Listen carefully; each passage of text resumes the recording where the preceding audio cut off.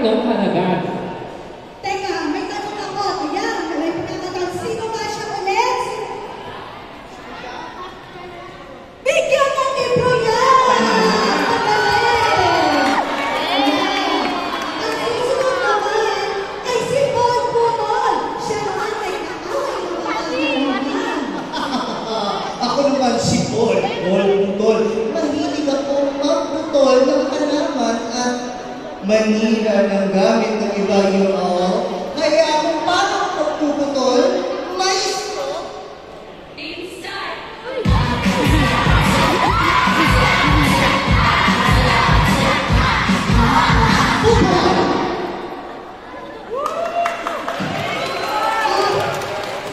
Pinapakot na agad. Sino ba siya? Gusto niyo po dito na lang po. Boy Thank you so much. Sorry po.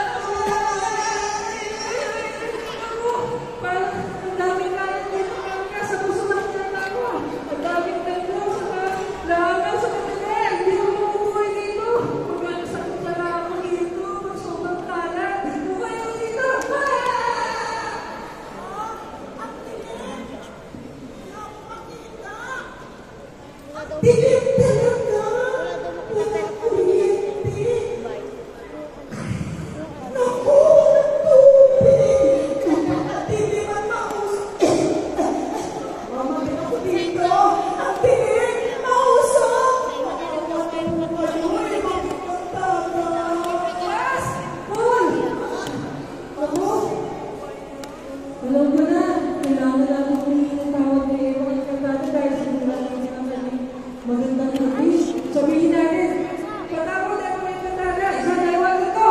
Patawad kayo ng katana! Ano hindi kayo narinig? Mga bago sa mga naman kayo, sabihin natin, patapos na mga katana, isang dalawa na to.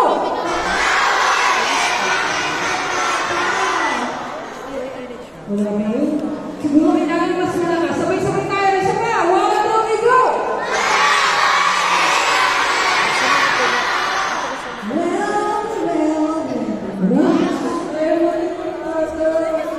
Anong kailangan kayo sa akin?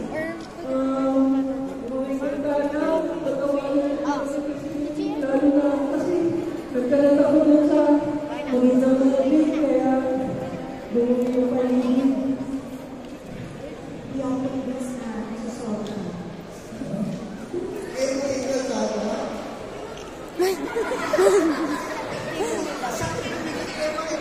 Ano po? Kayo kayo katana? Diba?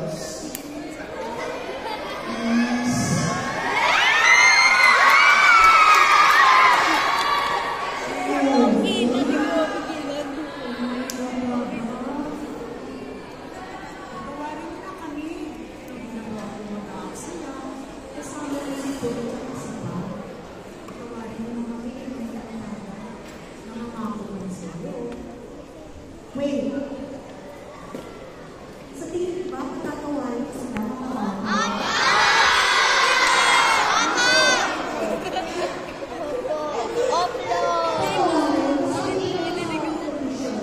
Kung pinagawa siya ng mga kondisyon. Okay, may tatlong kondisyon para patawarin kayo. Una, kailangan matuto kayong maglinis. Ay, ako yan! Sige, nalilinis ako ng kamay. Pangalawa, kailangan matuto kayong magtanim. Magpagin akin yan. Pangatlo, kailangan matuto kayong magtipid. Okay.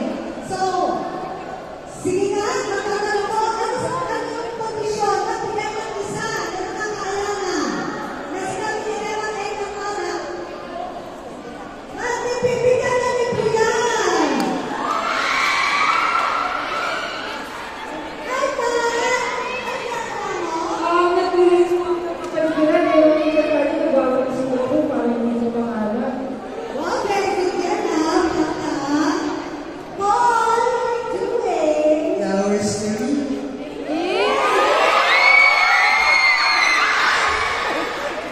Oh my gosh, is this Ako ba? Galing holing niya. Holing Philips niya. Thanks so much.